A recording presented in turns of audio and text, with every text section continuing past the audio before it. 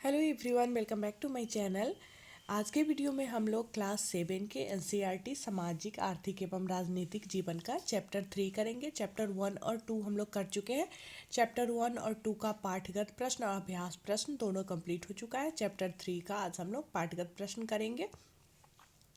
तो आइए शुरू करते हैं। राज्य शासन कैसे काम करता है? पहला क्वेश्चन है, निम्न शब्दावलियों पर चर्चा कीजिए जिसमें आम सभा है, भारत के राज्य, निर्वाचन क्षेत्र, बहुमत, सत्तारूढ़ दल और विरोधी दल। जब इस क्वेश्चन को आप लोग देखेंगे तो आपको एनसीईआरटी की पाठ्यपुस्तक पेज नंबर 32 पे क्वेश्चन मिलेगा। आम सभा क्या होता है? आम सभा साधारण जनता का एक सम्मेलन है, उसको आम सभा कहते हैं। भारत के राज्य, भारत में 28 राज्य हैं और इन सभी राज्यों का क्षेत्रफल और जनसंख्या बराबर नहीं है। निर्वाचन क्षेत्र, इसका तात्पर्य एक निश्चित क्षेत्र से है जहां रहने वाली सभी मतदाता अपना प्रतिनिधि चुनते हैं। उदाहरण के लिए यह कोई पंचायत का वार्ड या वह क्षेत्र हो सकता है जो विधानसभा का सदस्य चुनता है। बहुमत, इसका अर्थ ऐसी स्थिति से है जब किसी समूह के आधे से अधिक संख्या में लोग किसी निर्णय या विचार से सहमत हो, इसे साधारण बहुमत भी कहा जाता है। सत्तारूढ़ दल, जिस दल की सरकार कायम रहती है उसे सत्तारूढ़ दल कहते हैं। विरोधी दल, इसका तात्पर्य उन चुने हुए प्रतिनिधियों से है जो सत्ता पक्ष के सदस्य नहीं है और जिनकी भूमिका सरकारी निर्णयों और कार्यों पर प्रश्न उठाने और विधानसभा में विचार के लिए नए मुद्दे उठाने की होती है। क्वेश्चन नंबर 2, क्या आप अपने राज्य के संदर्भ में इसके उदाहरण दे सकते हैं? बहुमत, सत्तारूढ़ दल, विरोधी दल।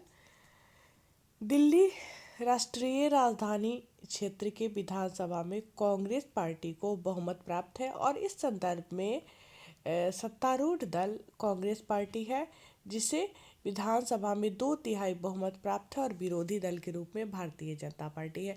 तो ये जो आप क्वेश्चन आंसर देखेंगे तो चैप्टर में बुक में जिस चीज़ पे चर्चा हुई है उसी से होगा, उसी के अंदर से पाठगत प्रश्न है। पाठ के बीच में स्टोरी जैसा दिया हुआ रहता है, कहानी जैसा, उसी के बीच बीच से प्रश्न रहता है।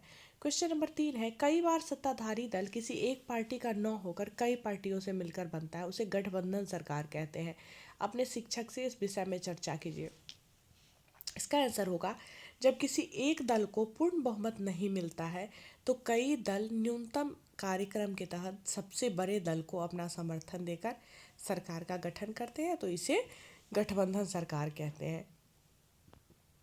एक विचारधारा वाला दल ही सबसे बड़े दल का समर्थन करते हैं। इस तरह के गठबंधन सरकार का उदाहरण राष्ट्रीय मोर्चा की सरकार, एनडीए की सरकार, यूपीए की सरकार है। ठीक है, नेक्स्ट क्वेश्चन नंबर 4, जो विधायक सोचते हैं कि सरकार स्थिति को गंभीरता से नहीं ले रही है वे मुख्य रूप से क्या क्या तर्क दे रहे थे?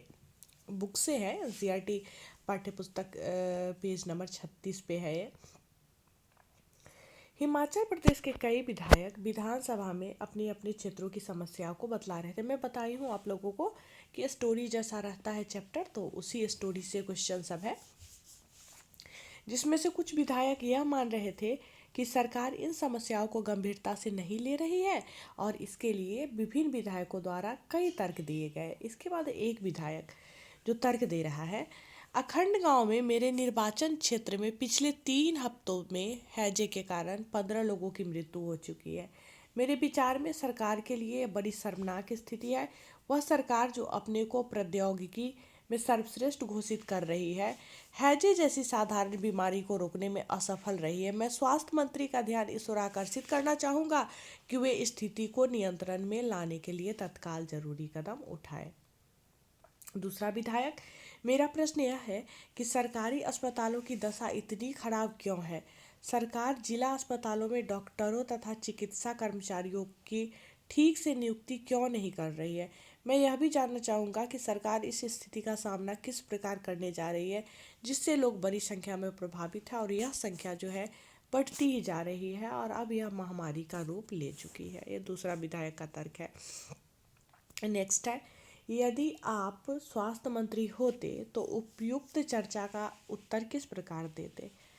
यदि हम स्वास्थ्य मंत्री होते तो हम उपयुक्त चर्चा को सुनने के बाद विधायकों को यह बतलाते कि हमने इस क्षेत्र में कितना काम किया है और समस्या अभी भी कायम है या समस्या उत्पन्न हो गई है।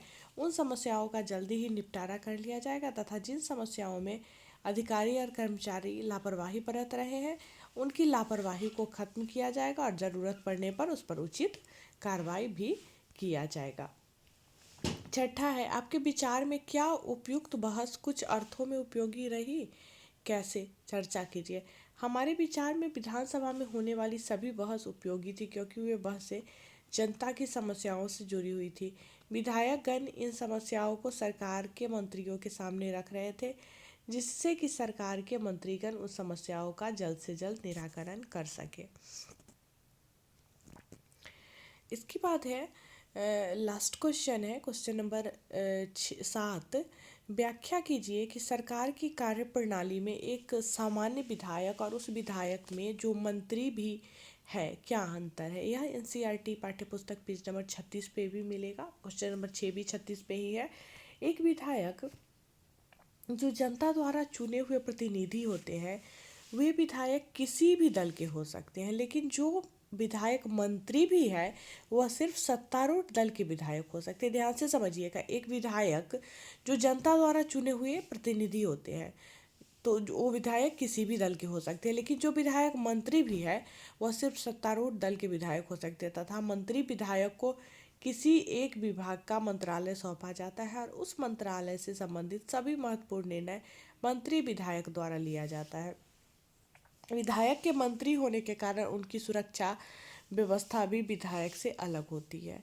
ठीक है, तो इसमें मतलब पाठगत प्रश्न जो है और भी है, मतलब कंप्लीट नहीं हुआ है, क्वेश्चन नंबर 7 तक ही नहीं था, इस और भी है, इस पे क्वेश्चन बचा हुआ है। बट वीडियो जो है बहुत ज़्यादा लंबा हो जाता है क्योंकि अगर पूरे चैप्टर को कवर करेंगे तो आधे घंटे का वीडियो कम से कम बन जाएगा, 1 घंटे का भी बन सकता है।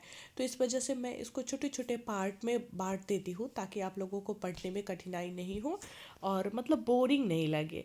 इतना देर भी आप लोग पढ़ोगे तो इसको नोट करोगे तो नोट करने में तो थोड़ा सा टाइम लग जाएगा। यहाँ तो मैं एक्सप्लेन की हूँ तो इस वजह से 7 से 8 मिनट में 10 मिनट में कंप्लीट हो जाता है, बट जब आप इसको नोट करेंगे तो आपको काफ़ी टाइम लग सकता है, इसलिए मैं छोटा छोटा पार्ट में इसको बांट देती हूँ।